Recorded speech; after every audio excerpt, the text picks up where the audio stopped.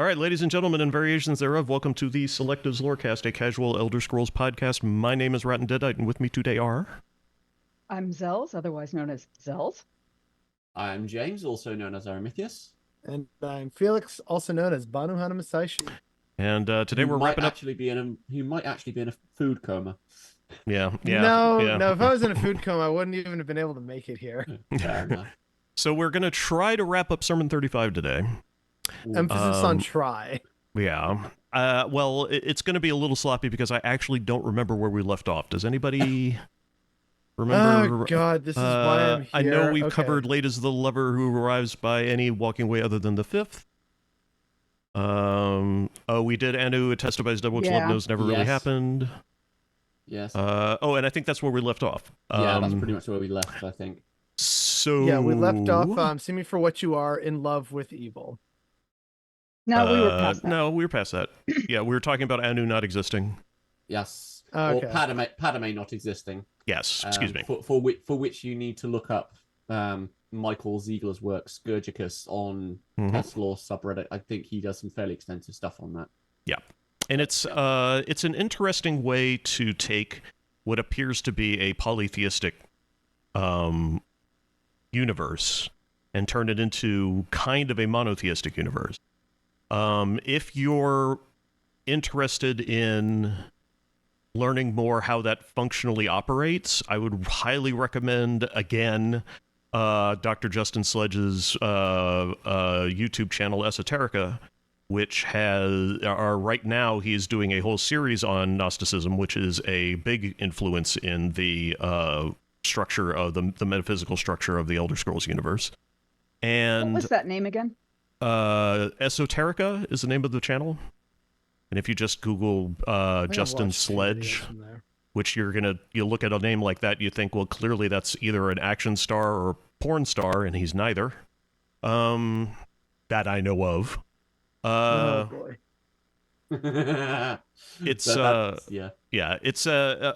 He's very, very good, and he's covering a lot of Gnosticism and mysticism, alchemy, the arcane in general.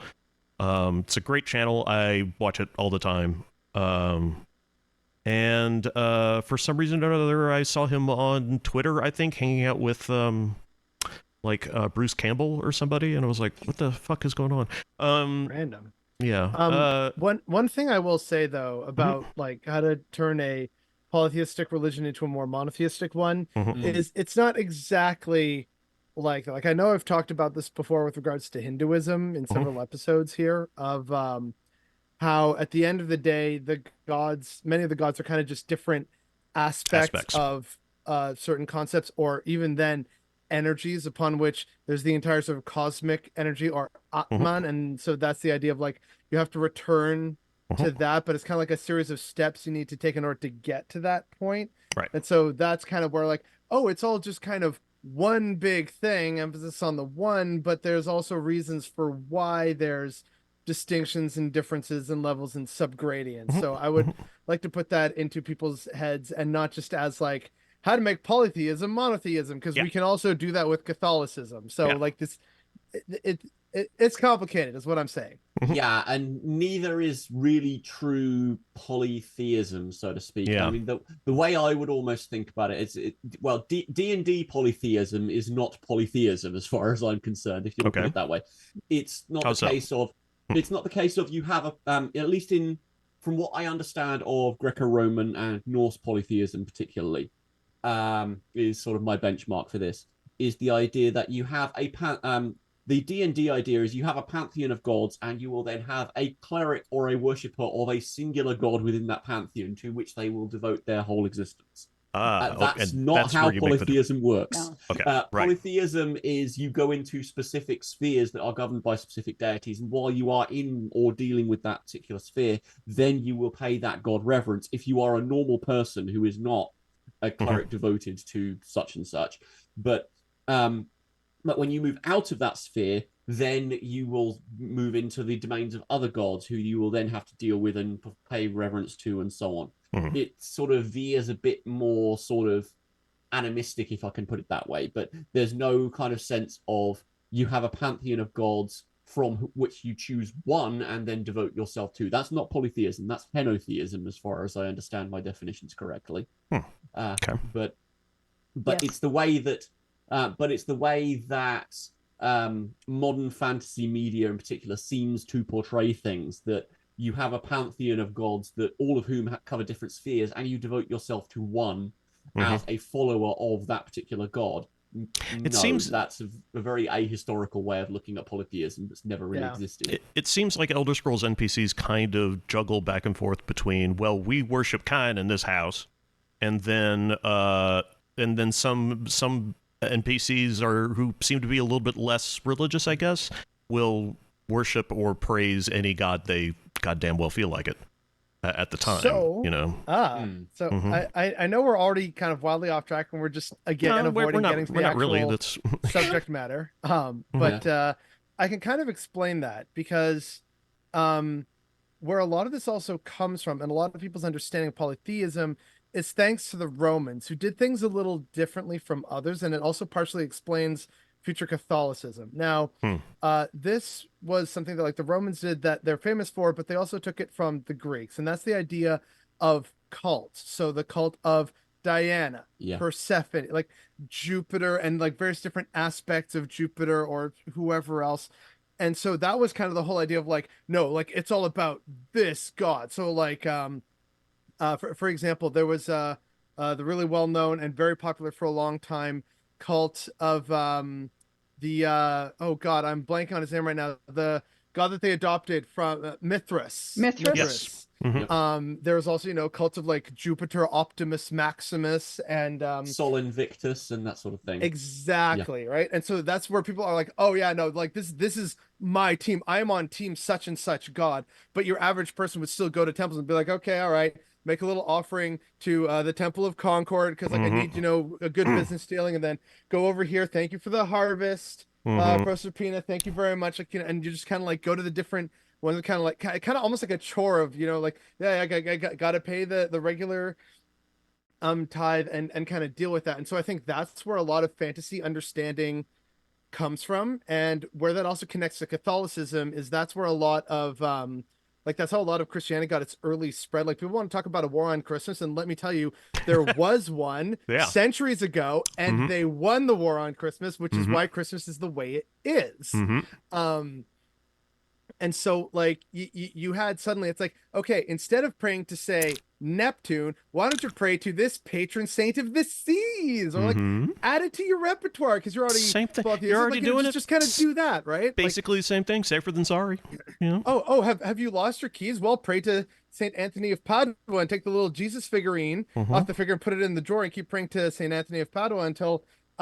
your keys or whatever have been found, and then you can put the baby Jesus back. So, there you go. Got to hold the baby Jesus hostage for Saint Anthony, because that's totally not a pagan belief and at its root, right? Like, and so I think that's where like a lot of this kind of idea, because people are going to kind of get creative with things that they're already familiar with. That's why in so many ways the Elder Scrolls universe feels very American. It's why the political understanding in Star Wars is very American, because that's kind of the only system that the people creating these were familiar with. They might have like some kind of knowledge of others, whether it's in the form of like a problematic Orientalism or a genuine curiosity and interest in the exotic and the arcane.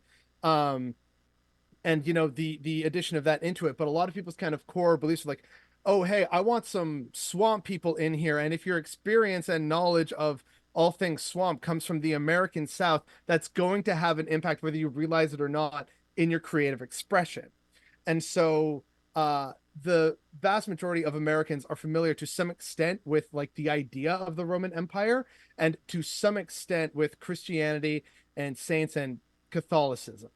And so that is why I think that we have that kind of idea of, as James was pointing out, oh yeah, we're here for like this one god, or like this one particular saint, whereas actual polytheism, which again I'm gonna harp about Hinduism for a little bit, is like, that's different. Now, Hinduism does have three schools of Hinduism about whether Shiva or Vishnu or Parvati are like one of like the big the Trimurti that you should, respect and follow that kind of element and that energy. And that's why Vaishnavism, which is at least I think that's what it is the sort of Vishnu led one where Vishnu is the most important sort of deity within the pantheon, but they're still going to, go and like get a priest of Ganesh at the temple to paint the swastika on their car and have Ganesh's blessings bestowed upon it to remove obstacles and prevent accidents on the road. Even though they might be like, oh yeah, but Vishnu, no, like that's a top tier god right there. But by the way, Ganesh is gonna like help out with like getting rid of accidents for me, right? So like that's kind of more accurate as opposed to, the idea of cults or only worshiping certain saints or aspects of saints, which is what we in the West would be more familiar with. And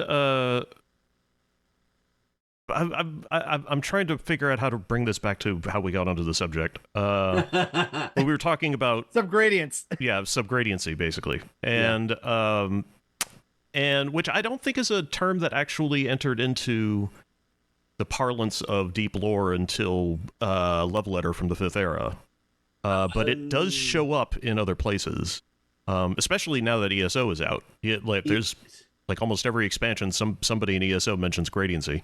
It gets mentioned in by Baladas Demnavani in the Elder Scrolls 3. It was unfashionable among the Dwemer to be considered as synthetic constructs. What 1, 4, 10, or even have 20 gradients or levels or something below the divine. I can't remember the precise wording, but it is there. It's in there. It speaks about trying to recreate the divine from the depths of the profane. And I think that the concept is definitely there. To what extent the wording is, I can't quite remember. I think gradients was mentioned, but I'm pretty certain that subgradients wasn't. Well, I just sort of wonder every once in a while about the like I know that the modus operandi in Bethesda, like during 2 and 3, I don't think so much 4, but I could be wrong, was that any developer who had a book that they would write to go into the game, like it just got in. Like there was not a whole lot of proofreading. Generally they would glance over to make sure that it wasn't like horribly gory or incredibly pornographic or something, which is why a couple of Michael's stuff didn't make it in. But in but for the most part, there was a lot of a lot of content that people would write that they would just toss into the game just to have more content. And so things like the mentioning of gradiency, that, as the best of my knowledge, Michael didn't write that, must have been Kuhlman, because I know the two of them, chatted up a lot about, the metaphysics of Elder Scrolls. Yeah. Sorry, I've now found the wording. Sorry, it was unfashionable among the Dwemer to view their spirits as synthetic constructs 3, 4, or 40 creational gradients below the divine. Yeah, so there it the is. Talk about subgradiency, I think, feels like a fan evolution of that idea of creational gradients. That's then sort of bled into other sort of stuff. Yeah, and do watch the Young Scrolls' Godspeak, but turn the subtitles on. Yeah, thanks to Baka to reminding me of that. It's the lyrics are fantastic. I'm gonna have to see that. Oh, it's a hell of a beat. Really good. We'll have to watch that after stream then if we remember. The other thing though, about what James is saying is it's not explicitly mentioned, and I can't remember if it's in either the monomyth or like the Annuad or something like that, but there is at least one book that I remember reading, and I forget if it was in 3 or 4. It might have been Elder Scrolls 4, where it mentioned that, like, the gods did this and then divided so that they may better know and understand themselves or their place in the world. And it's like, so that doesn't say explicitly subgradient, but what it's talking about is 100% that. Yeah, the division of gods. That's the monomyth. Elder Scrolls 3. Yeah, so she got a few words in the subtitles, and then it was like a laser cat. Yeah. Oh, hello, Dankness. Yeah. Hello, Dankness, my old friend. So I've come to meet with you again. So Love Knows never really happened. Anu and his double. Similarly, all the other symbols of absolute reality are ancient ideas ready for their graves, or at least the essence of such. So this, after the comma, depending on this sentence changes in interpretation a couple of different ways. Yeah. All the other symbols of absolute reality are ancient ideas ready for their graves. So the symbols of absolute reality, this is once again Vivek's attack on truth and Platonic truth, I should say, and forms, and to say that they are ancient ideas ready for their graves, that's easy to interpret. But then, comma, or at least the essence of such. Now, are we talking about the essence of graves, or are we talking about the essence of these concepts? Oh, go ahead, James. I would say it's the essence. It's the essence of the ideas that's the or the essence of the things that are ready for the graves. Because I hear that, I read that, and I think transcendental empiricism. Sure. Yeah. Which just to unpack that briefly, that the idea of what your lived experience is the sum of all of your previous experiences. That your current mode of being is entirely made up of everything you've experienced up to that point, and that also includes how you've had reality explained to you. And so in the ways of explaining reality that get recycled and recycled and recycled and integrated into and used to interpret all the sense data for people from way back, from this process sort of carries across the centuries. So those ancient ideas will still persist in some way, shape, or form, just simply because they get integrated into how people understand their own lived experiences. I would also kind of add to that, in that, like, one of the first things that comes to mind when that sentence is mentioned is the War of Manifest Metaphor. Okay.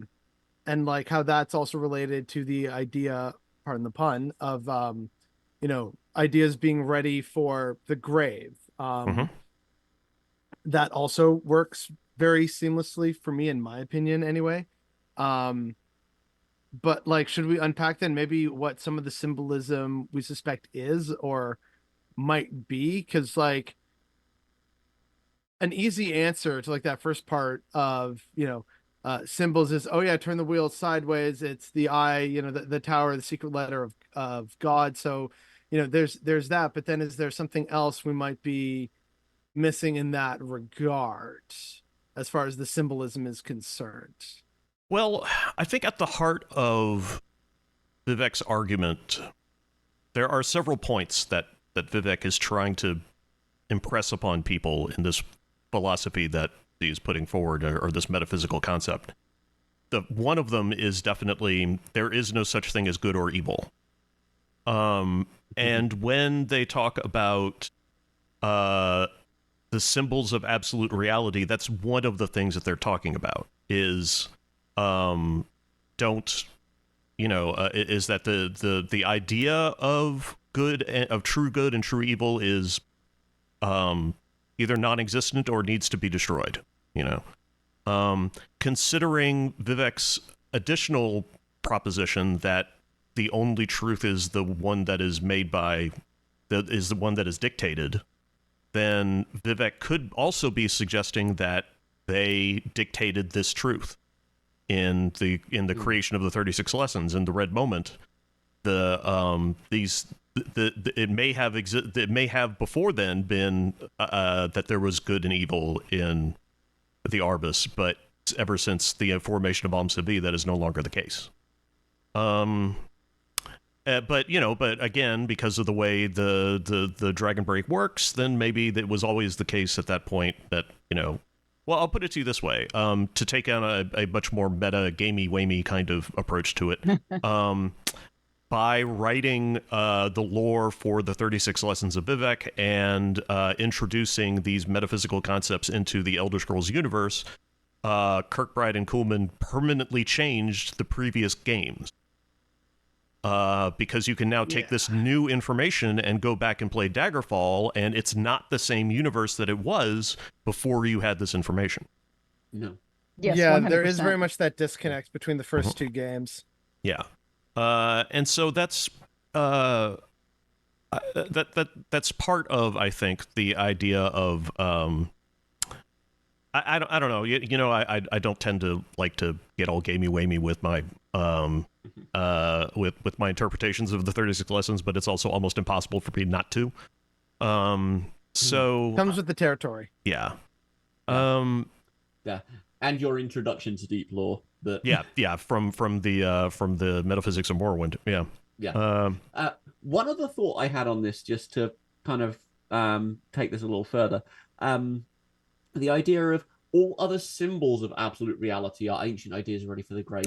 It's not saying that absolute reality is the ancient idea ready for the grave. It's the symbol thereof. Mm-hmm. Yeah. At which, if I can bring this into, again, to drag it into real world philosophy. Yes. We discussed it briefly last time, but Kant's idea of philosopher and noumena, philosopher and noumena, phenomena and noumena. That the idea of the noumena is the thing in itself, the object that you are perceiving. The phenomena is your sense data that you are that you're looking at the moment. If you're watching us or listening to us, you are getting visual and or audio data from screen, but what you're experiencing is not what was necessarily happening in reality, whatever reality is. It's not the thing of itself. Doing that. It's the image. If you're using the egg image man god city state, obligatory Plato's cave mention. There we go. But also Jung had a lots of stuff written about the difference between an image and the object itself.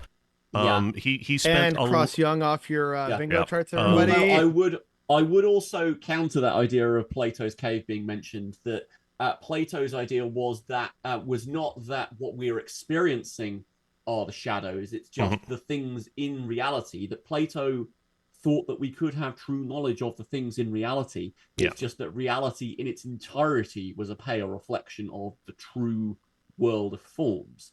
Whereas the Kantian construction is that our sense data about the thing in whatever reality out there is the thing that's faulty. And we can't really know the thing in itself, whatever that is, perfect or not. And there's a distinction to be made there. I don't disagree. Okay. Yeah. Just thought I would clarify. Well, it's when Jung said you have an image of a thing, you have half of the thing. He didn't. I don't think he literally meant half. I think he meant an incomplete.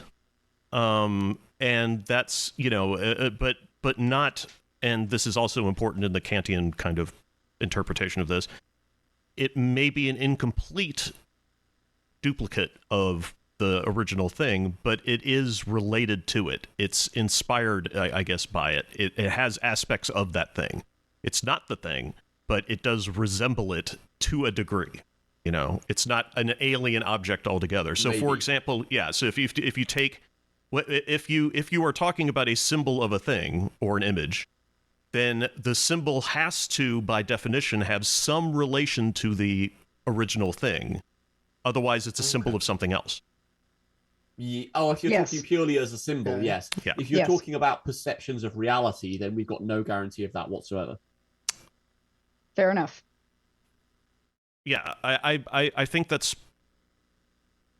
Yes, I think that's right. Okay, but if you're talking symbols as in constructions and representations, yeah, exactly. I think what I would make the differentiation by saying there's a difference between a symbol and a hallucination. Yeah, or an illusion or something. Yes. A symbol is meant to accurately represent as close as possible the thing, whereas a hallucination is... I'm not sure how to define it really in the terms that we're discussing. It's a I don't know. It has a meaning entirely disconnected from the stimuli that produced it. Yeah, exactly. I can see your difference there. I would argue about the representation of the whole of the thing, because symbolism doesn't necessarily need to bring in things in their entirety, but then we get into ideas. All right. Because otherwise every it just needs to reference. It has to be a pointer to the thing. Yeah. Yeah, because otherwise every symbol is a synecdoche, and I don't buy that. Hey, I actually got that. Oh, here we go. Okay. Here we fucking go. All right. No. Okay. But I'm glad you actually brought up the idea of hallucinations, because a hallucination is functionally the altering of your brain chemistry in some capacity, because all reality is just electromagnetic signals and chemicals in our brains and our perception and understanding of them. And so Thank you, Morpheus. hallucination, sorry? Yes. Thank you, Morpheus. Yeah, okay, yeah, that's would you take the red pill or the blue He's pill? totally red pilling. But Anyway, but really though, that's kind of like what it is. It's altering the delicate chemical and electrical balance that's in your body to produce different results, whether they're sluggish, heightened, whatever the desired effect may be, and what it's affecting or what it causes the change of in your body.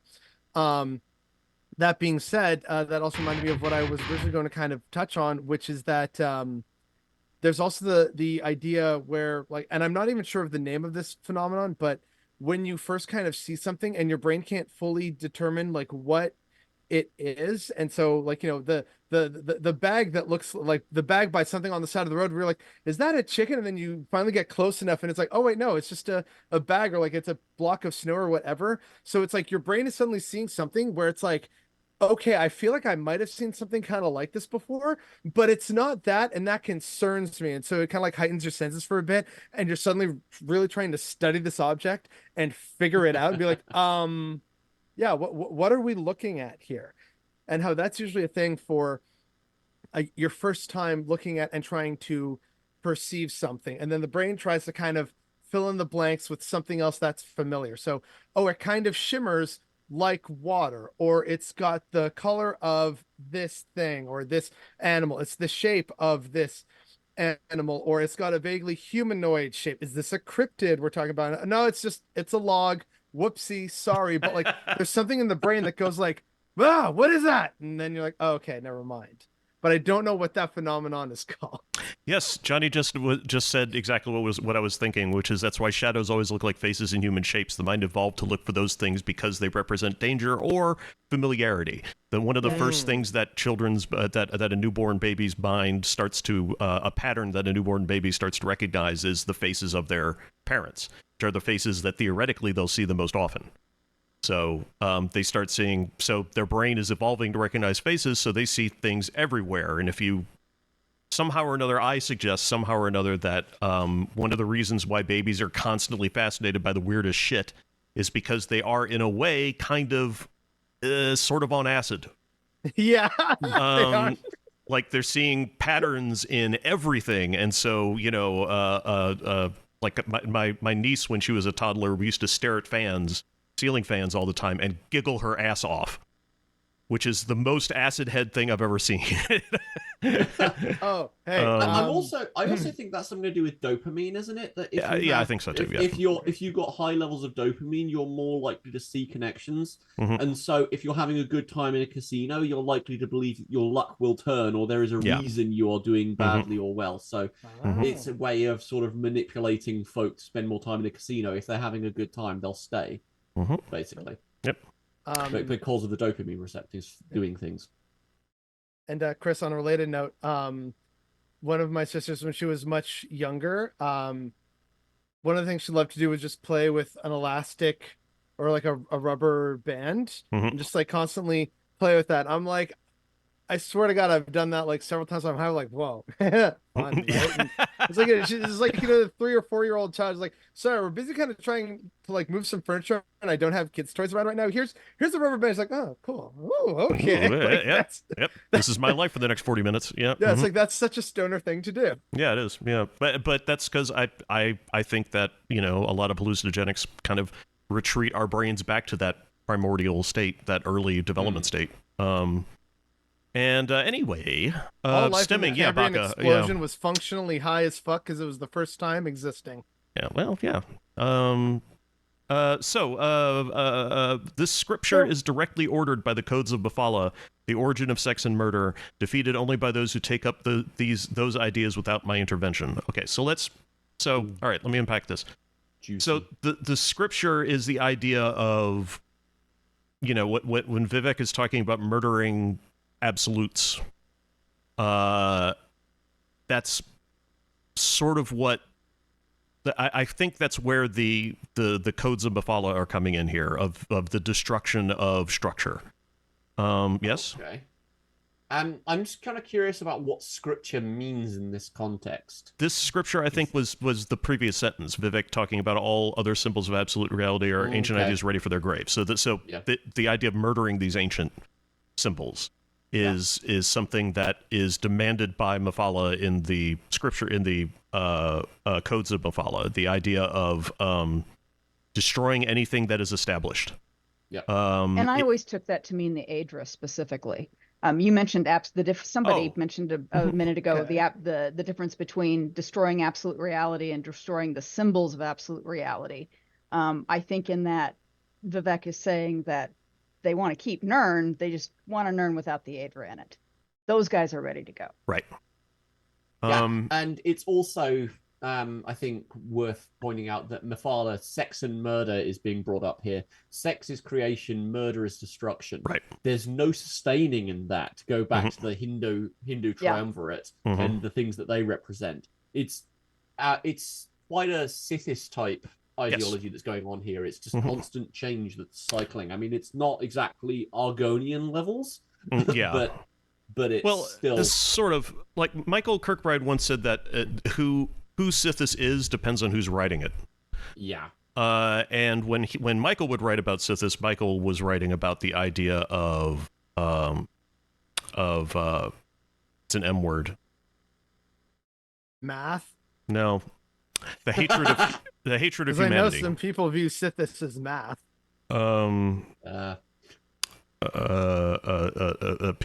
Somebody who hates people. Misanthrope. Thank you, Yagni. Misanthrope. Yes. Yeah. So the idea is that for the purposes of the 36 lessons, we should consider Sithis to be not just destruction and change, which I think is more Mephala's scope in terms of the 36 lessons, but rather, or fucking Dagon, but rather Sithis is more about just murder everybody, just fuck everything. Well, no, sorry, we're talking about Vivek, so don't fuck everything. Just destroy everything, just kill people, hate, If violence isn't solving your problem, you simply aren't using enough violence, is basically that philosophy.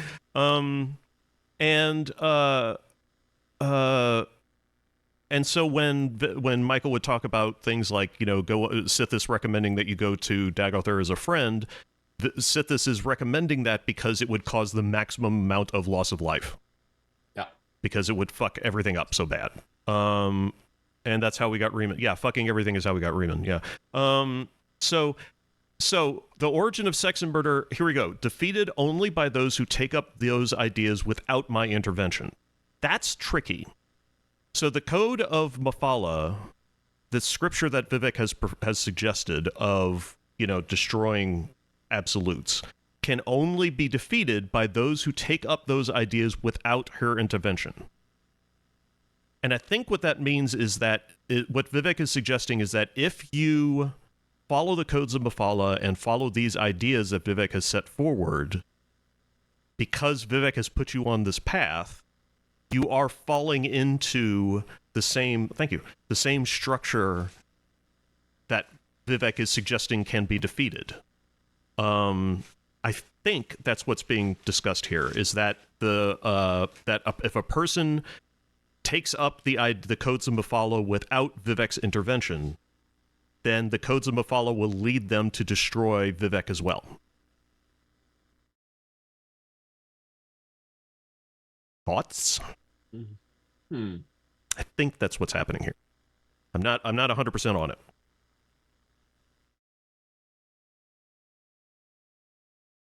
Because I can't really explain the second half of that sentence. Otherwise, excuse me. Yeah. Defeated only by those who take up the idea. I have chewed over this one and not been able to come up with anything. Yeah. That one's a fairly tough one, but it's tough in the respect that I feel like the answer is obvious if we just look at it the right way. But I can't figure out how to look at it. Is it the case that Vivek is fine with destruction so long as it's destruction on her own terms? See, I don't know, because there are times when, like, reading the 36 lessons, and then from Vivek's dialogue in the game, and then when you kind of think about Vivek putting the Nerevarine on this path that will eventually lead to the destruction of Amsabi, I kind of get the impression that Vivek's kind of saying, look, you know, if I get destroyed, then so be it. Yeah. You know? But also Vivek has also suggested that it's not possible to destroy her. So maybe Vivek is kind of like, look, I'm permanently stuck in this bitch. So, you know, you can do whatever you want. It's not ultimately going to affect me. But but it's just not possible to, you know, but I mean, if your following of the path involves attempting at least to destroy me, then you should absolutely do that. Yeah, I think that this is possibly an artifact of having one person write the 36 lessons and another person write the in-game dialogue. All right, yeah, could be. Yeah. I think it is also... Oh, sorry, go ahead. No, go on. I think it's totally legit to say that Vivek has a self-destructive streak. Mm-hmm. Well, everybody's got a death drive, so... Yeah. But it just feels like the Vivek that we meet in The Elder Scrolls 3 is just so much more chill about the idea of not existing and how everything is, compared to the Vivek we see in the sermons. Mm-hmm. It's just a bit too much of a disconnect for me. Mm-hmm. Yeah. Yeah. Kind of like the idea of Vivek showing up periodically in Morrowind to just stab the player with a spear and be like, "Get good," and then vanish.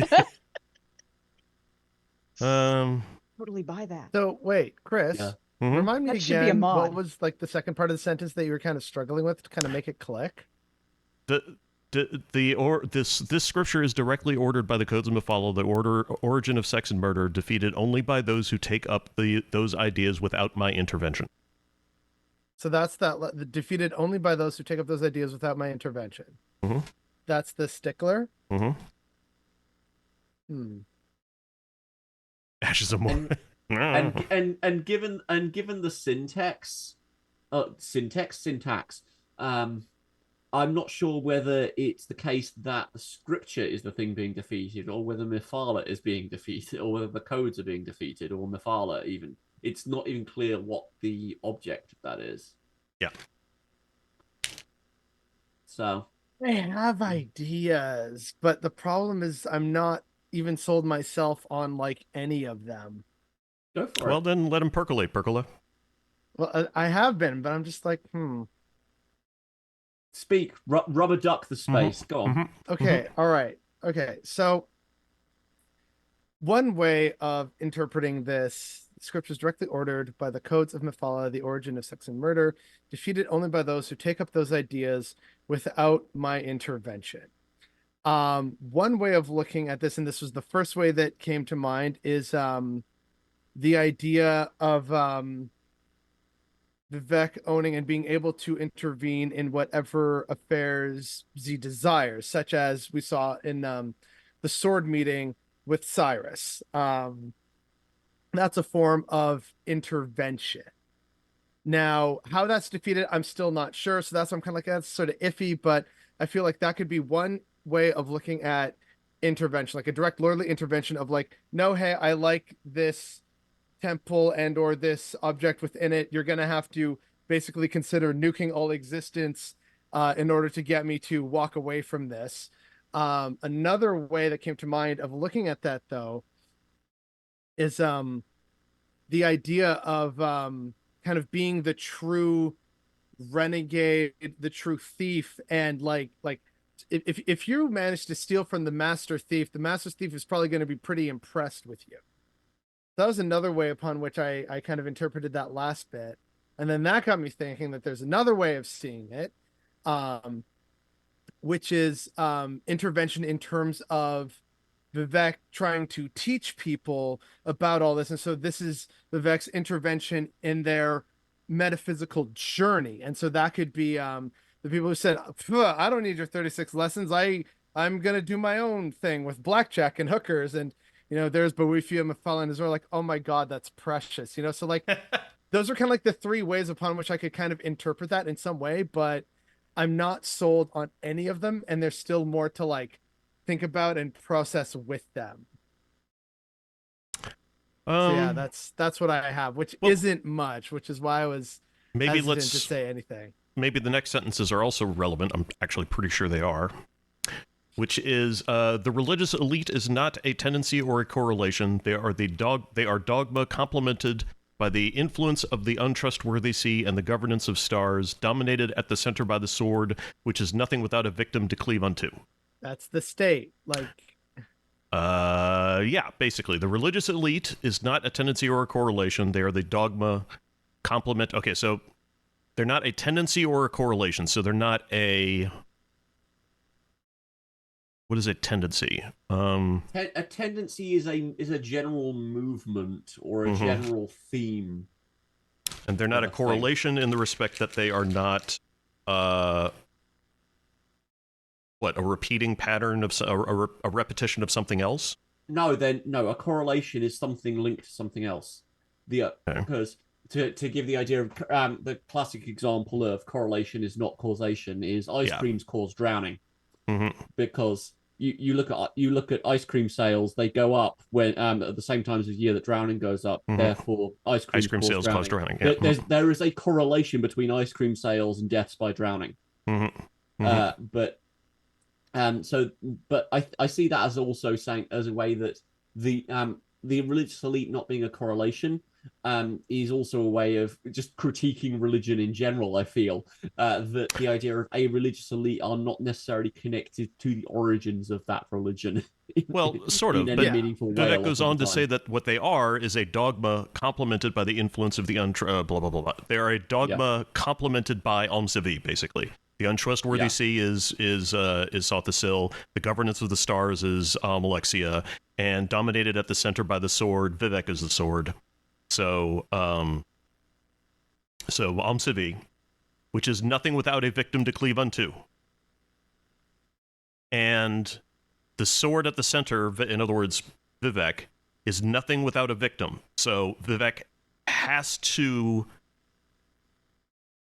victimize, if you will,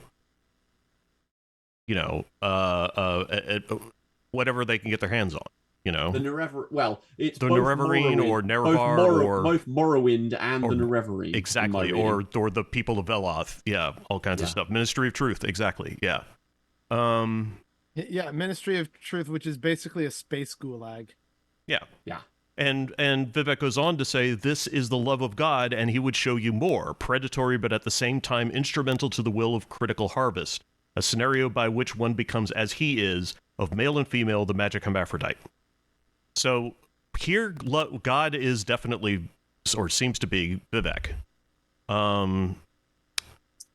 And or Leto the Second, because Leto the Second has no loins. That's true, yeah. But at the same time, there's your Dune reference for those playing bingo at home.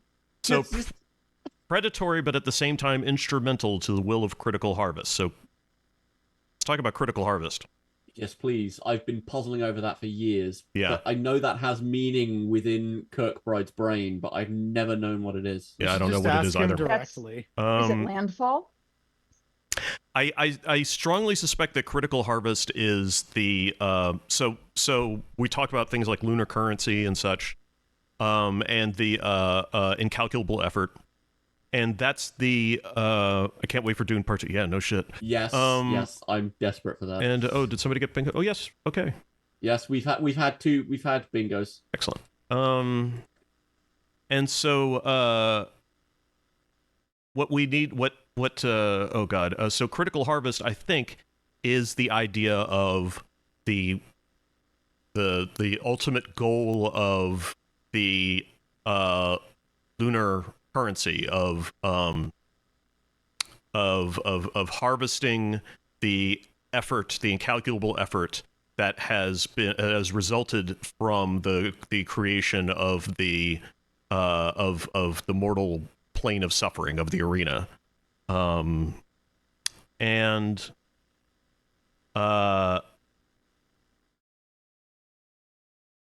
so we, and that's important because we bring it then to mark the norms of violence, and it barely registers, suspended as it is by treaties written between the original spirits. So the norms of mark the norms of violence, and it barely registers. In other words, even like the over time, are you okay, James?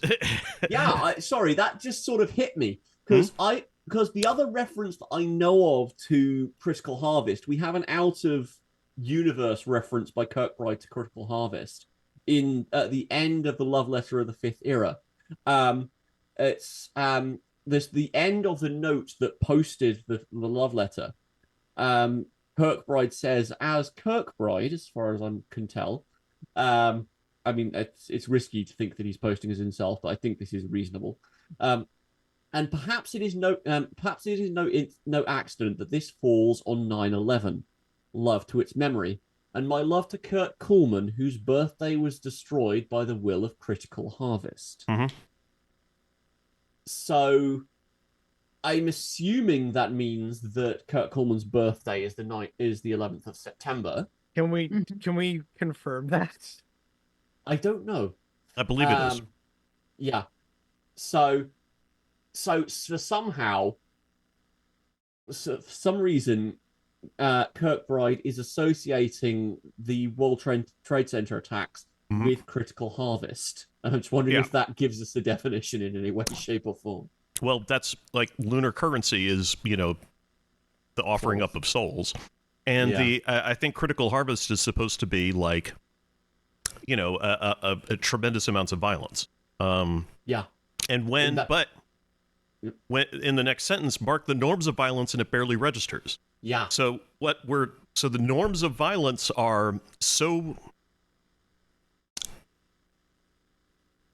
like, well, I should say mark the norms of violence and it barely registers. I think what it's saying is what's being said here is if you mark normal violence against Critical Harvest, you won't see anything at all. Okay. By the way, I just did a quick Google search because it was killing me, and I found out, and Kurt Coolman's birthday is indeed September 11th. Okay, There you go.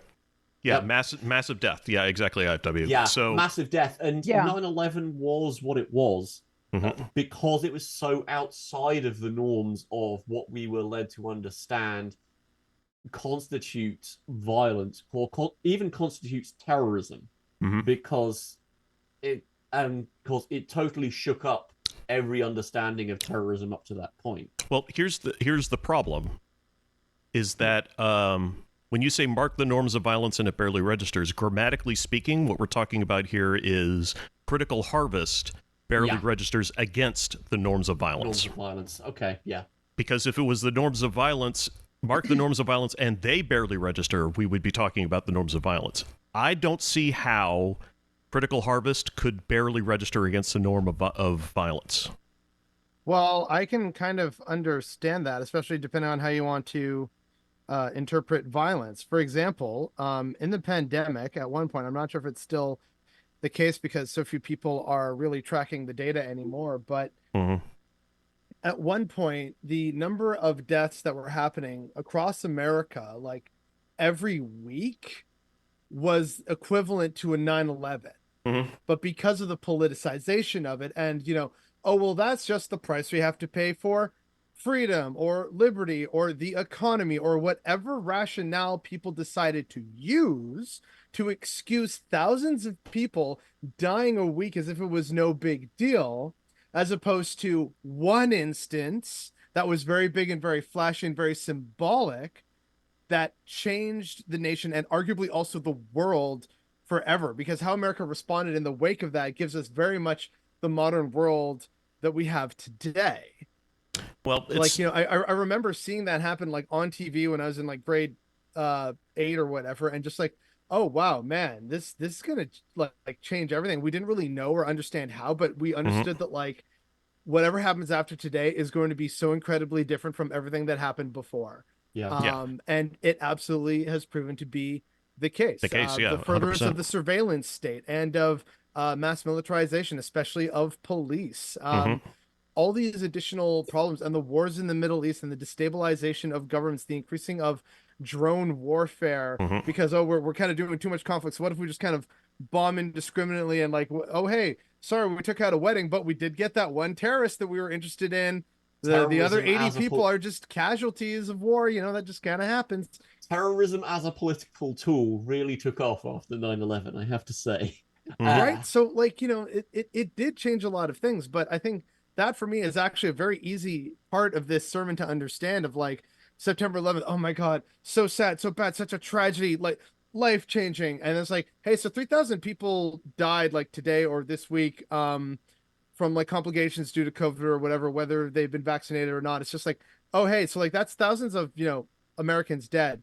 Okay, well, you know, whatever, man. It's a fucking Tuesday. I got to go to work. And I hate wearing a mask. I'm like, blah, blah, blah, blah, blah, blah, blah. It's like, yeah, well, whatever. So, like, I completely get that, like, the one critical moment is more than the mass normalization of the violence of the state or whatever it will be, the religion, the state, the organization, the cosmic god, like whatever it might be. I completely understand why that doesn't compare in any way. Well, it's the I was just thinking it's the difference between somebody getting run over by a bus, which is horrible, or somebody getting beheaded in the street, which is absolutely somehow worse. In terms of souls lost, still one, but the means of that death are dramatically different. The effect is dramatically different on people. Yes. You know. The reason for that is more or less that there was an active will involved in the beheading. Yeah, and the thing. Yeah, context is relevant here. So the banality of evil. Yeah. And so I think, so I'm still not entirely sure how to interpret that as mark the norms of violence and it barely registers. It's still tricky. It's suspended as it is by treaties written between the original spirits. Yes. I think you might have hit something. Yeah. Sorry, Zels. Carry on with your thought first of all. Yeah, I think that the first part of the sentence has to be linked to the second. It barely registers next to the violence that was committed by the original spirits. Is that what suspended means there? Suspended as it is held up next to by treaties written between the because it's part of the way the world works. Okay. Yeah. That's it. Okay. Because this is the way the world works, we don't really register it as being that violent. Yeah. Yes. Well, that also goes back to what I was saying about, like, you know, the violence of the state, either through inaction or deliberate policies, like the amount of death that it will inflict on either its own population or foreign population. That's just kind of like, well, that's the price we have to pay for security or for, you know, trade access or whatever, like, enter excuse or rationale here for whatever it might be. It's a very simple term that lots of people, places, and organizations can play with. Mm-hmm. Yeah, and there's sort of if you think about it, there's sort of a gradation of how acceptable those excuses are, because if a government directly bombs a city, yes, that's horrific. It's horrible. If a government is actively engaged in a war while doing so, maybe that's somehow more acceptable. Yeah, that's well, you know, we're already there. We kind of had to do it to save more of our boys, right? Like, you know. Yeah, and then you contrast that with, oh, there's a famine, tons of people die. Is that well, if you compare that to something like as happened in Soviet Russia, that was definitely bureaucratic failure. Is that somehow more excusable? I mean, yeah. Does that make it okay ways, that it was an accident as opposed to purposeful? Yeah. Yes. Somehow. I mean, and then you can sort of go with the idea of the actions of the Turks against the Armenians in the early 20th century. Was that a genocide? Was that not? You can argue that the Turkish government will fight tooth and nail to argue that it was absolutely an atrocity, but it was not a genocide because it was not systematic. Which is like, that's such a fucking technicality. Like, come on, Turkey. Like, yeah, this is the thing. This is where you get into those gray areas, and that's the thing. It's at what point does bureaucracy and the banality of existence and the way of carrying everything out in terms of a system perpetrating violence make a difference as compared to someone physically holding a knife or a gun. Yeah, we know it was systematic and intentional, Baca, but I'm saying, like, it was, if it had been bureaucratic failure, was it, would that have made it okay? Yeah. And I can never remember her name, but I know there's and even Baca's phrasing of it there, it wasn't bureaucratic failure, it was systematic and intentional. If the results of a thing are if the results of a system are acknowledged and seen and the system is not corrected, that's the intended result of the system. Yeah. Does that make it any better or worse or whatever morality you want to pin on it, compared to someone actively holding the gun? I ask the question to make people think about the answer. I don't propose an answer myself because they're horrible questions. Yeah, no, that's exactly it. But also, like, I just can never remember her name, but she wrote a book, and one of the key takeaways from the book that a lot of people have mentioned, and it's one that I've kept, is the concept of the banality of evil, that there aren't necessarily a ton of supervillains going out there talking about, and like maybe someone in chat can like start Googling this and find out the exact, phrasing from the book and the author.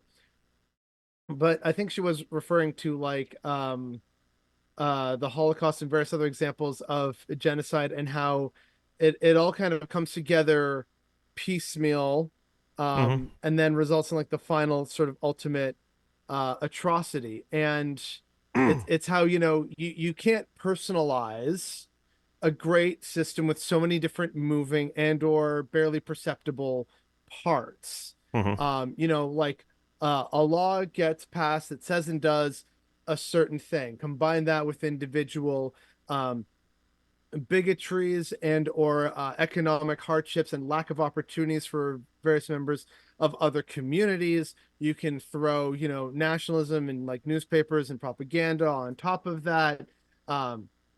Things like climate and the weather also play factors, like just all these different aspects that kind of come together, that will sort of form a perfect storm of awfulness. And that's how you can get the banality of evil, as opposed to like, oh hey, like I think I've seen another version that's more popular these days in online discourse, known as the baby crushing machine, and how it's like, hey, we need to change the guy who's operating the baby crushing machine. Well, that fails to acknowledge, like, hey, so why do we have a baby crushing machine in the first place? Is changing the operator really like doing a lot? Why don't we evaluate why there's a baby crushing machine? Maybe we don't need the baby crushing machine, right? Whereas with the concept of the banality of evil is like awful things will just kind of, I don't want to say just kind of happen, but like, because we can't tie it to a singular person or organization, which we do love to do as far as like identifying good and bad, justice versus injustice, good, evil, like all that kind of stuff. We like things that are simple because that keeps things simple in our little tiny meat spaces that have the electrochemical reactions in them. But systems don't actually work that way. And so when a system is causing irreparable harm and damage and destruction, people can't seem to identify that, because it's not easy for us to make evil of a system or personify a system. We much rather like, the evil like cartoon supervillains and our lives that are like, I'm gonna poison the water supply because I'm evil. It's way less of a compelling story to say the water supply got poisoned because of gross negligence, mismanagement, lack of funding due to various other factors, plus like weather phenomenon and possibly even racism thrown on top of that. That's why the water supply got poisoned, right? And that's not as good a compelling story as we stopped the bad man from poisoning Chesterville's water supply. What's going on with the camera? There we go. Nope, still hates you. No, damn it, come on, it's Lunar New Year. Come on, camera. No, it's just we are programmed to respond to narratives as human beings, and so it's really difficult to make narratives about systems. Making narratives about people is so much simpler. Yeah. People and we that's understand. why we respond to that more. Systems nobody gets. Yeah. So suspended is between. Okay. This should be seen as an opportunity and in no way tedious, though some will give up, for it is easier to kiss the lover than to become one. So, all right. So, it's an opportunity to exploit the unnoticeable pattern of death, the banality of death. The ever presence of it. Yeah, but some will find it easier to kiss the lover than to become one. So to be, I suppose, to be accepted by, or to worship or praise is easier than becoming a god. If you like, it's easier to follow than to lead. Yes. Yeah. Well, and if we're talking about Critical Harvest in terms of like the release of souls, which I think we have said, I think, you know, at the end, the destruction of Nirn and the return to pure spirit form is an opportunity. But some people are going to want to remain, some people are going to remain attached to the physical reality that they love, as opposed to being, Vivek. Well, in also Vivek's use of the word lover is conspicuous. Yeah. Because and this entire chapter is about love. And so we need to sort of remember that and this is probably what's going to take up the bulk of the end of this of today's cast, is we need to figure out how all of the content that we've been going through is relevant to the idea of love in Vivek's definition. Yes, James? Yes, because this is I'm thinking back to the passage of "Late is the lover that comes through this by any way other than the ninth," or whatever Fifth. number it is, Mhm. the fifth. Mhm. That you can be a lover by some walking way other than the fifth. Make me think Vivek equating lover and someone who has achieved any walking way. That would make becoming a lover incredibly hard in this particular terms, and it would also link in with that idea of love in the Thelemic sense of kind of action under will is incredibly hard to understand the will of God is what's required of a lover. And I think that's what let's wrap this up real quick, because I think we're hitting the point. The lower regions crawl with these souls, caves of shallow treasures, meeting in places to testify by way of extension, when love is only satisfied by a considerable, incalculable effort. So that last part is pretty interesting. When love is only satisfied by incalculable effort, by the and I mean, like, James. yes, James. Well, I had my hand up first, but James is more excited. So yeah. Sorry, this is just linking into some of the things that IFW is saying in chat, and just it all seems to sort of click into place. The idea it started off with IFW saying, if a god wipes out a city, do you charge the god with murder, or do I charge the city with sin? Yeah. And my response was, do you that depends on your opinion of the Euthyphro dilemma, which is a thing that is and incidentally, my wife has just brought me supper. If you want a definition of love, that will do it. But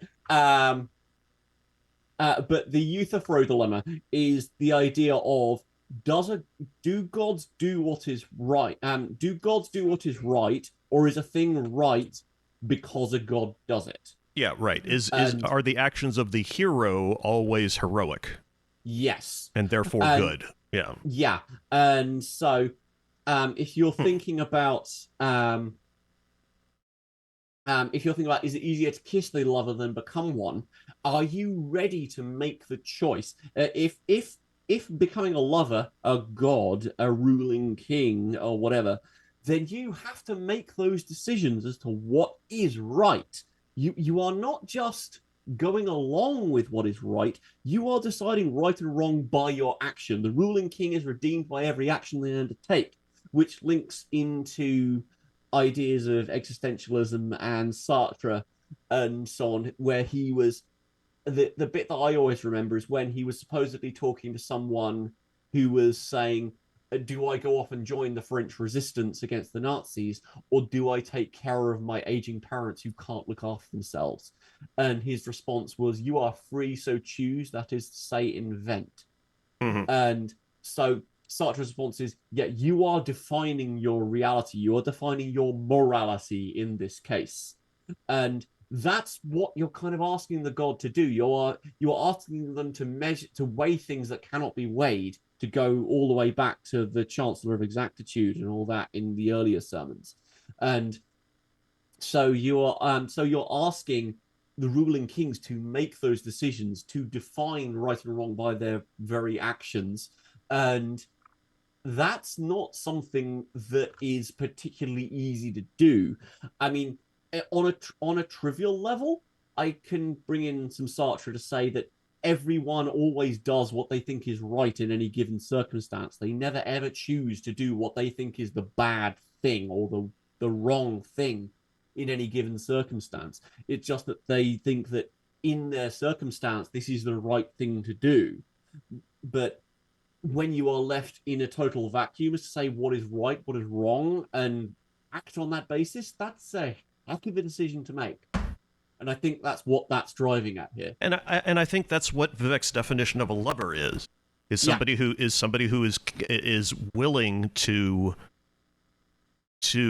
weigh those decisions and determine reality through truth, through a great hammering, to become the wise, the ruling king, to accept that role and to execute on that role is very difficult, but it is the responsibility of the lover to fulfill God's will, which is what Vivek means when he says when love is only satisfied by considerable incalculable effort. In other words, the only way that love can be satisfied is through without putting too fine a point on it, the sacrifice of the critical harvest of the incredible amount of violence in both the metaphysical sense and the literal sense that the lover is going to have to perform to do that which is destined by the universe, you know. So if I may expand on that, with a different aspect, an aspect that like is less focused on Elder Scrolls, but still kind of tied to the concepts we're talking about. I also want to talk about concepts like self-love and trauma and healing, because I think that's a part that like we could stand to talk about a bit more with regards to the Elder Scrolls and Vivek and, you know, the love letter and all the sermons and everything tied together, and the notion of capital L love. Now, first we're going to start with, I'm going to pull a Putin and kind of start way back, you know, over a decade ago. Once upon a time, I was in college back in like the late 2000s, early 2010s. And one day, like it was a Saturday, and no, I was not high. In fact, I'd given up drugs by this point because I was going into a profession that may have done random drug testing and I didn't want to risk my future.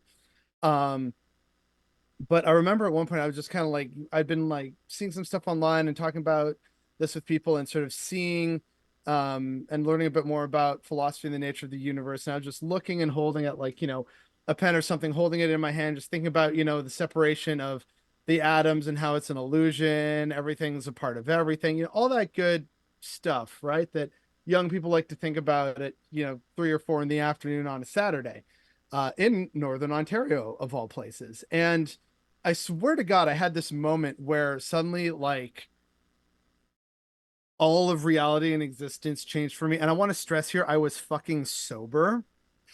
And it felt like everything changed. Like the nature of time changed and how like it felt like both an eternity and an instant passed in the same moment. That's kind of how time felt. And seeing and feeling the connection of everything, and the universe, the cosmos, all the atoms, everything, all of it together, and that oneness. But then upon that happening, I also had the realization of, oh, well, if you're one with everything, that also makes you incredibly alone. And then I felt that separation come all the way back, and I was like, oh, interesting. And then I started thinking later on throughout over the many years, and also learning more about various religions, whether it's a concept such as Dharma in Hinduism and Buddhism and Jainism, about rejoining the cosmic one and what you need to do to undertake that and get to that level, which itself is the most, according to them, very arduous. The idea in Islam of the Ummah, the totality of all of God's people, all being brothers, and that's why we wish for peace upon them and peace upon everyone. And same with Christianity, Jesus is the Son of God.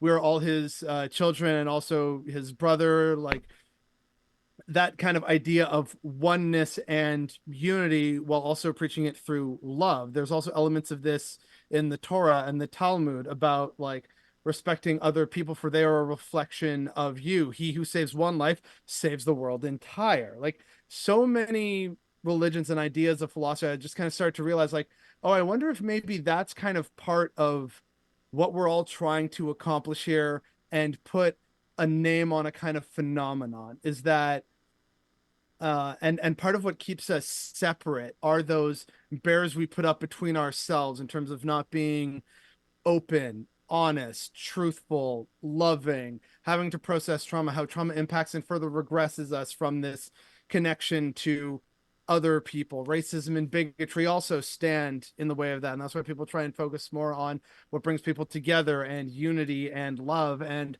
I start to think maybe that like potentially is what the nature of existence is. It's not just about the universe trying to understand itself. It's also the universe ultimately trying to learn to love itself so that it can be comfortable with the idea of being alone as the sum totality, by learning to love and accept itself for all its flaws, and perhaps even in spite of or because of the harm that it or various aspects of it, being God, existence, the lover, have caused. That is also the great hammering of truth. That is also the arduous journey that has to be undertaken to get to capital L love, as much as for yourself as for all of existence, which is again yourself. And getting to that point is going to be incredibly tricky and difficult, and a massive, and in many cases painful, and more than likely traumatic journey that you are undertaking, whether that's in the real world or in the Elder Scrolls universe. So that's just something that I was thinking about recently.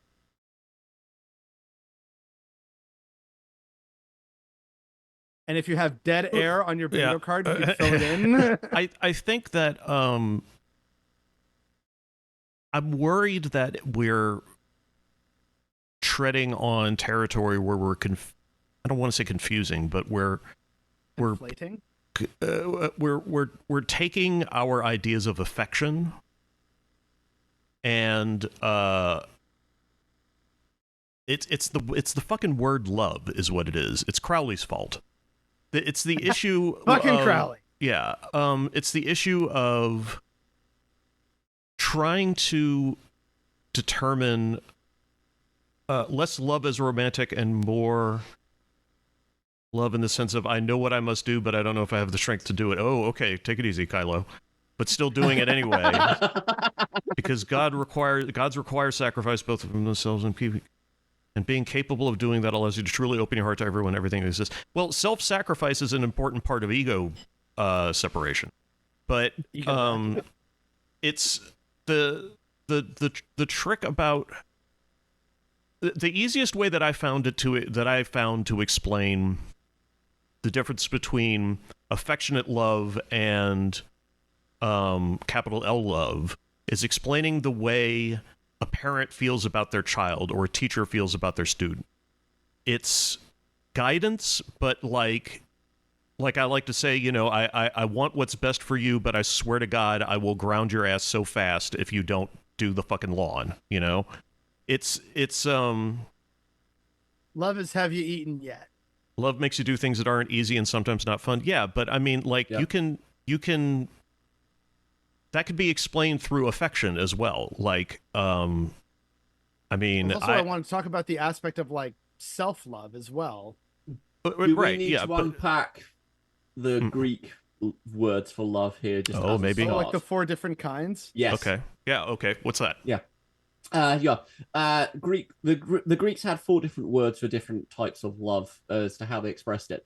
Storge, first of all, was I don't know if we quite have an equivalent word for it at the moment, but it's a love of things.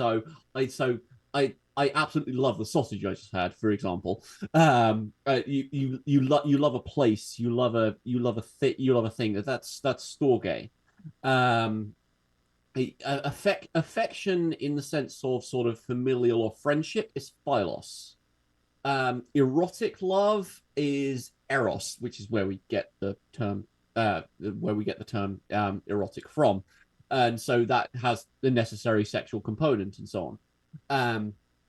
But and then you have agape, which is selflessness, as in you would do anything for this particular person. That you would take a bullet for someone, sort of thing, provided you're not getting paid for it. Is Yeah. is sort of that sort of love. So there's those 4 different types of love, at least as a start. I don't think any of those maps particularly neatly onto however Crowley was conceptualizing it. But Sort of. The Wikipedia actually says there's 6 words, including philautia, I guess, which means self-love. No, philautia. To love oneself or regard for one's own happiness or advantage. Something like vanity or selfishness. Okay. And then there's xenia, which is the concept of hospitality or guest friendship or ritualized friendship, a social institution. Okay. So obligation, basically. Yeah. So, and actually, as a little aside, it's a big thing in Greek culture to this day to have like 2 sort of aspects of like love and hospitality and care for people, which is philotimo and philogenia, which have the roots of like philos and genia as like, these are crucial things that like every Greek person must have in order to be truly Greek in their blood. Is like those 2 are like absolutely core. yeah, and what I'm talking about here so I frequently think about when they say like you have to learn to love yourself, like Jung says this a lot. And what Jung is talking about is the whole self, including, for example, the shadow aspect, which is the most repulsive thing you can possibly imagine. Just a personally adjusted, fine-tuned hell, and you have to learn to love that in the respect that you don't have to feel any of these 4 Greek concepts towards it. You don't have to be sexually attracted to your shadow self, etc. But you do have to forgive it. You do have to accept it, and you have to feel affection towards it in the same way that, like, when my dog shits on my carpet, I understand why she does it. Like, I understand that that this is a flaw that she has, and it's like, well, that's just that's who they are, and I don't like it, like, and it's not ideal, but I love it because it's part of them, and at the same time, or you love it in spite of them, rather you love them in spite of the behavior. No, that's the thing, is you have to love that thing as well. Yeah. You can't say, well, this isn't that big enough of a deal for me. Like, like if your shadow self is like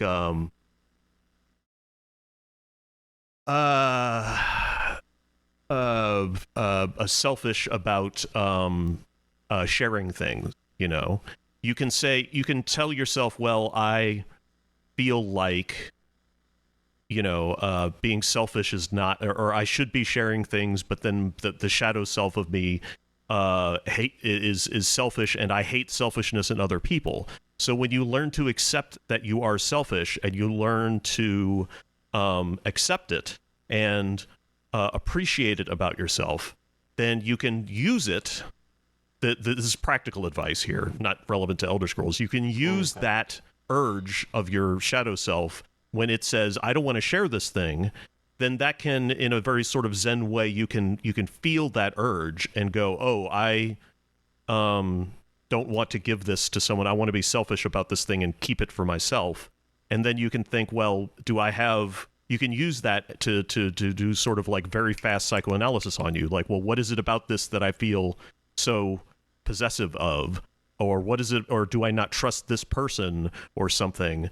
And then you can practice, sacrifice by telling your shadow self, okay, I acknowledge you, I understand that, but we still need to do this, And instead of, if you had not done that shadow work, then instead your reaction would be, what? No, I want this. What business is it of yours what I do with my own things? And then you would lash out, and accuse Gandalf. You want it for yourself. And then that would be this big argument, that you would end up having. And whereas if you had done the shadow work, you would understand. Oh, I understand that this is, this part of me that I don't appreciate, that I need to acknowledge. I need to hear it. I need to let it understand that I am in control and that things are going to work out, And who is some, I in that case? Well, and Jung also argued that sometimes you have to indulge it. Sometimes you have to be selfish. Yeah. That's some part of it too. Oh, I'm so sorry. I was just going to say that if you don't acknowledge and unleash this urge every once in a while, then it will just build up, and that shadow self of yours will become entirely too frustrated and hysterical to be calm. And so you have to release that urge every once in a while by being selfish, by allowing yourself, forgiving yourself to be selfish. And this is sort of what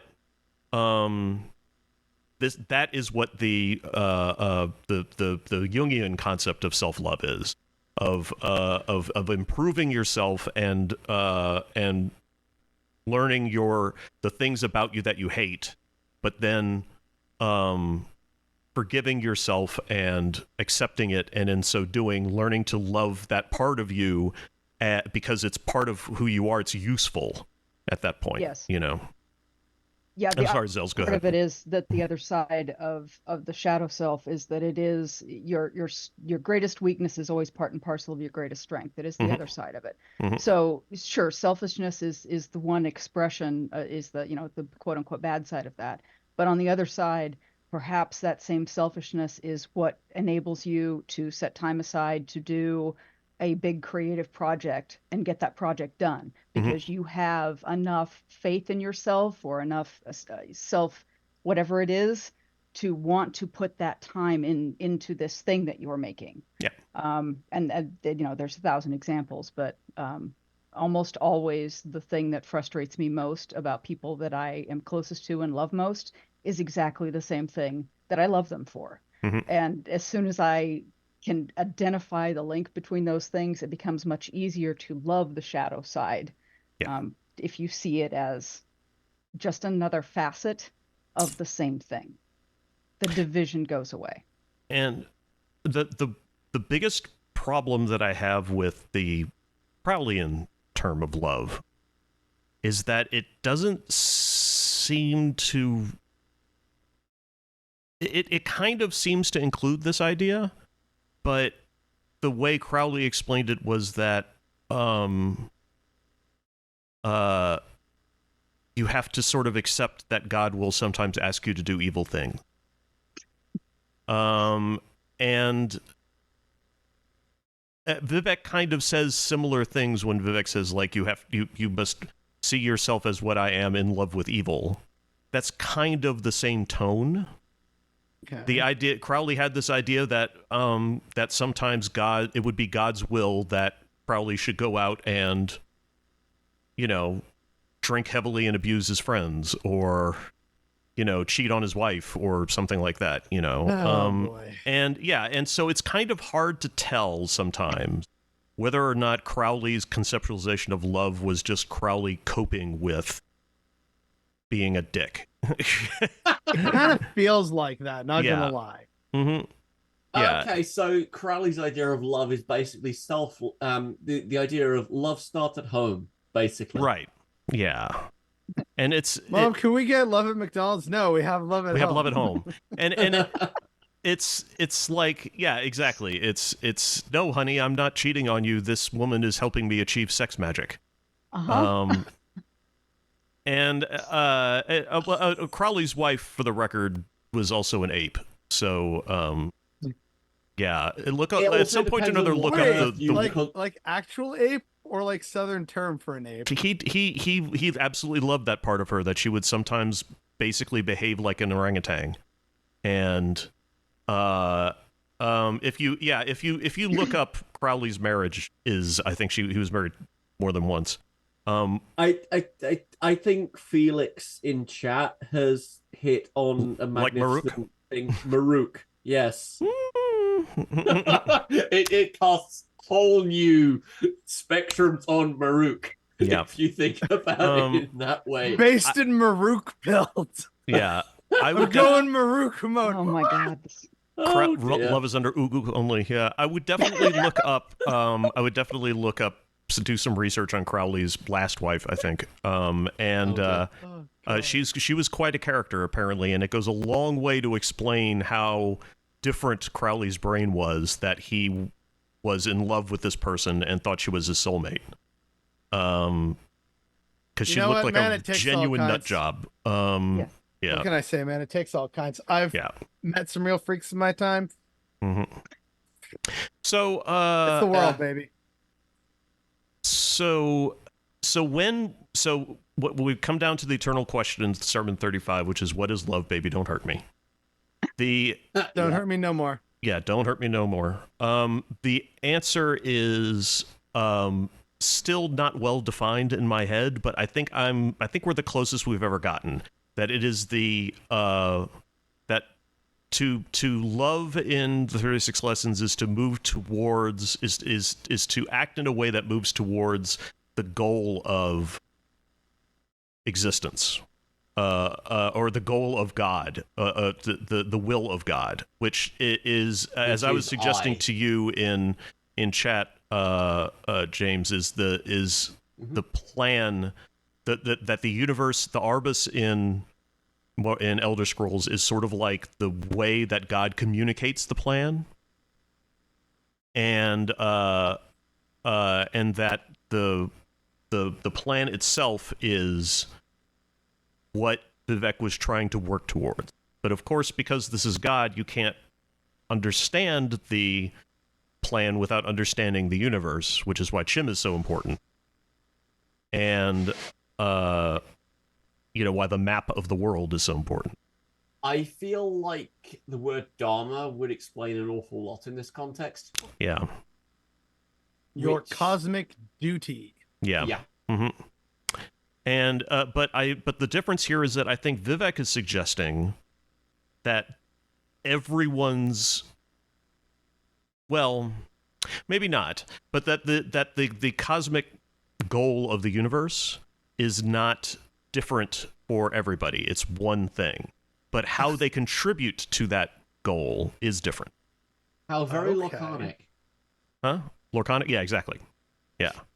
Yeah, I really love that. Makes a lot of sense. Yeah, and the goal of the universe is, of course, to escape it, to escape the Kalpic cycle. But how everyone contributes, how everyone contributes to love, how everyone loves, is therefore different, which is a very Crowley idea. And something that Vivek has to have pointed out to people is that not everyone gets to be the hero. Not everyone gets to be the dreamer, No. So. Yeah. I don't know. Borin Dagon, you got it. Yeah, exactly. Yeah. Borin Dagon totally heard it. As a general point about narratives, I don't know whether we need more stories about non-heroes.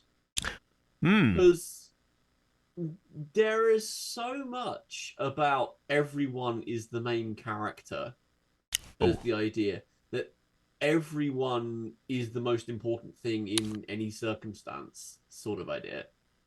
And that's manifestly not the case with reality. Well, so, yes and no. Well, okay, in Elder Scrolls it is. Everybody in the Elder Scrolls universe serves a purpose. Sometimes that purpose is to make towns look like they're filled up with more people. Yeah, but we've been talking enough about general philosophy here that you just got me thinking about how reality works. Never mind no. the We're not talking about reality. We're talking about myth. We're talking about the story of the Elder Scrolls universe. Now that parallels a great deal with modern philosophy and reality, but at the end of the day, we're still talking about a fictional universe. Everybody, or is it? Now, I would argue that if you said that our reality had a purpose, a grand purpose, and that everybody had a role in it, what you then have to understand is that not everybody's role is a great role. Yeah. Except if you take the large, like the long view of it, you could say that you would be able to say that even the shortest, shittiest life contributed in some way to the end that we need, and therefore was in and of itself a great life. You could say that. I don't know why, but like the first thing that came to mind upon you saying that last like sentence or two was Neon Genesis Evangelion. Yeah. Well, yeah. And the human whatever project. Human Instrumentality Project. Yeah. That's it. Human Instrumentality. Yeah. I went for the This Is My Karma chat scene at the I can't remember. I think it was, I want to say Matrix Reloaded. Huh. The chat at the train station. But where Neo I've had too much wine for words to make too much sense. But when Neo chats with a program that says that, yeah, this is my karma, this is just the way things are. Mm-hmm. Aside from horribly misusing the word karma, it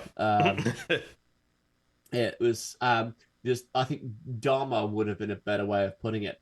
But the way that people are, that people's place or purpose, or I don't know whether there's another word we can slot in there, is not necessarily to do something magnificent or destiny. And important. Yeah. Sometimes your destiny is literally you pass butter. You know, that's what you do. Oh my god. Oh my, yeah. Join the party, pal. And that's something that a lot of people have. Like I know that at my age that a lot of men hit that midlife crisis point where they think, is this really all that I'm going to do? Is this, like, am I really like about to hit the point where I won't be able to do things no matter how hard I try? Like, is this, like, am I always going to be stuck in an office? Am I always going to drive? This is not my beautiful house. This is not my beautiful wife.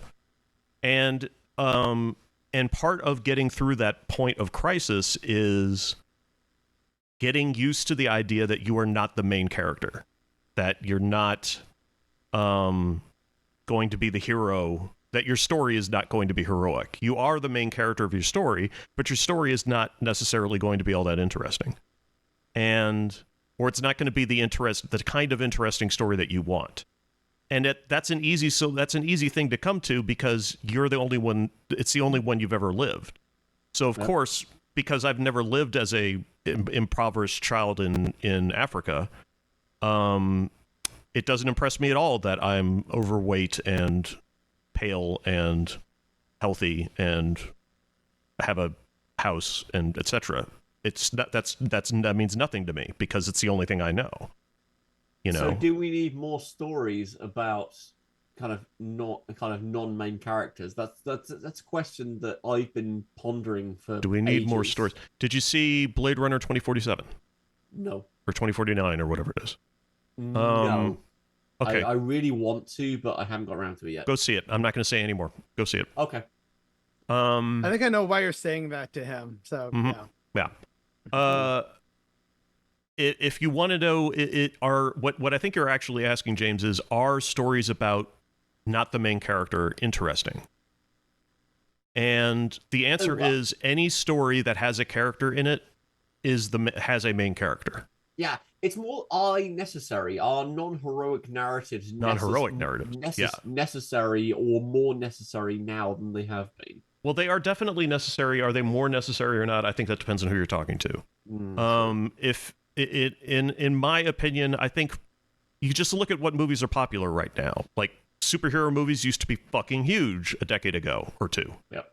And I think that's because people needed stories about incredible people, that were heroic and good and just, and because at the time, I think a lot of people were very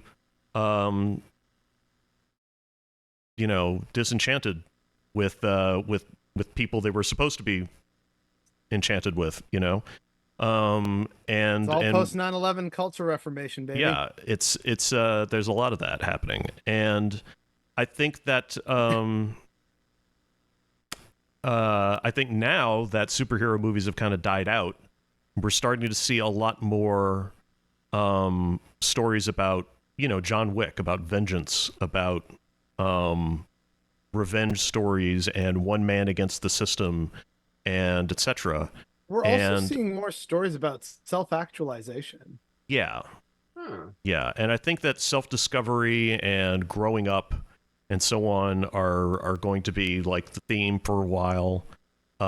Sort of like the mid-90s independent film renaissance, when every story was about Midwest kids, getting pregnant or facing hard decisions, or Did you mean every Green Day album ever? I didn't listen to Green Day, so okay. Well, basically that's what it is. And yeah, I do think you're right on that. I think a cultural obsession with the superhero is a desire to have somebody show up and fix all the problems. Right. Exactly. And at the point where you realize that all of the people who, all of the authority figures you trust to solve the problems aren't trustworthy like that, then you start to question the premise of Tony Stark. Yeah. And once you do that, then it's hard to come back from that. And so then it becomes about a single person against the system. And you start to see. Has anyone seen The Beekeeper recently? Because I've been told that's fun. So I think that's what Sermon 35 is about. It's about destiny. It's about that's what love is. It's understanding, comprehending your destiny, accepting it, working towards it.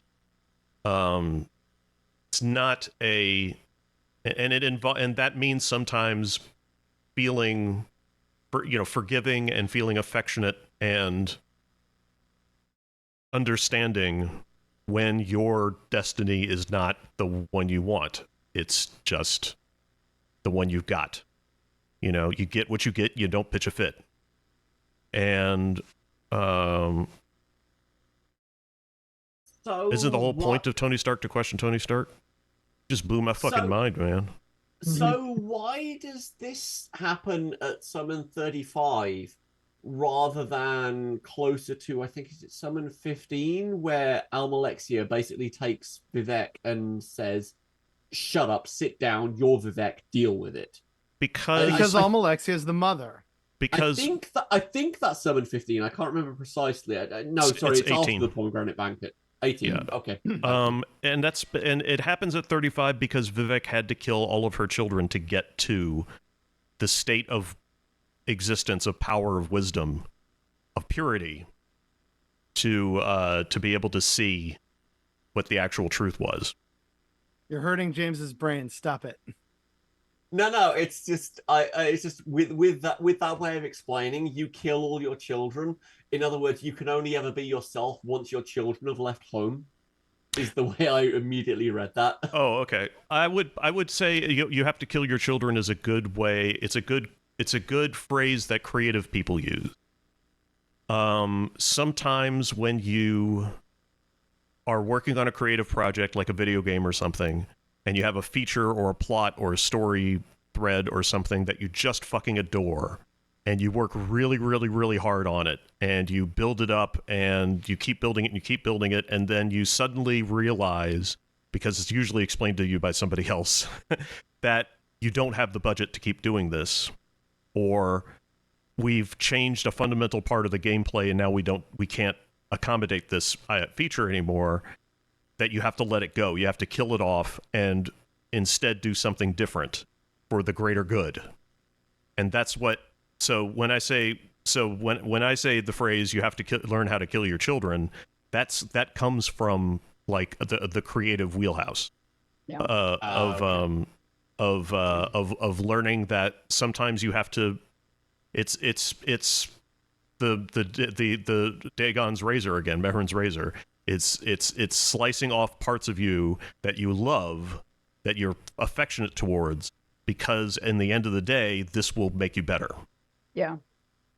The writer term is kill your darlings. Yeah. Okay. Kill your darlings. Yeah. Okay. Yeah. Mm-hmm. It's and oftentimes the rule is if you have written a scene and or written a book or whatever it is, and you just can't get it to resolve, and you can't get it to resolve, and you work and you work, the advice is to go into the story and find the thing that you love the most, that you wrote the whole thing around, and take that piece out, because that's the piece that's stopping it from being successful. Yeah. And if you can do that, then the rest of it will work. And that is shockingly true with writing. And it does have a metaphorical application to other things in your life. If you can't get something to work, it's that variable that you're clinging to that you need to let go of in order for the rest of the process to happen. Yeah. Absolutely. Exactly. Can confirm. Y'all want to know how many like different versions and or stories or endings I had for Aria or Redguard Coda before I settled on the one that I felt confident publishing? Like, well, holy shit.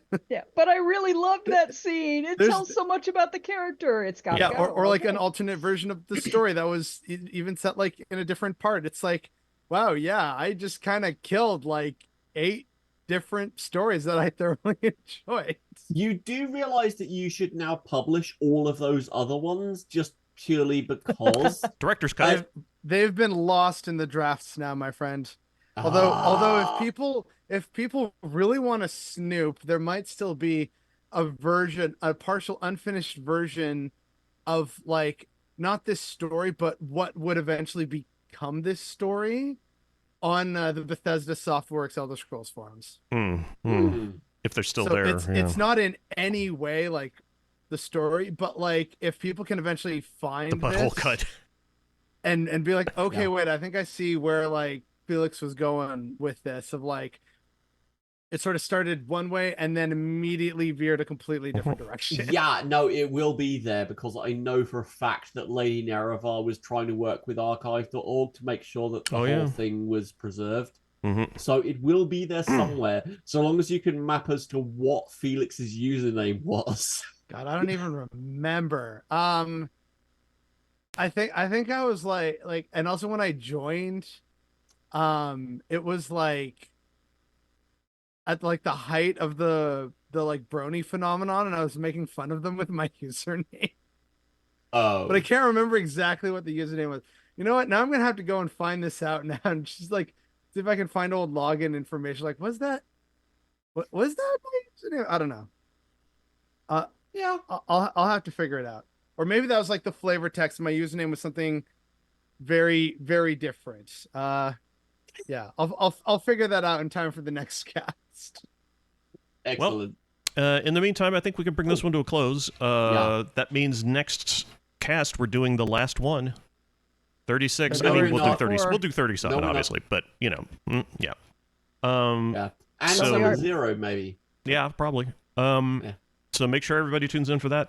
So I hope to see everybody there. Anyway, yeah. Okay. Wait, bye. Have fun. Bye, everybody. Bye.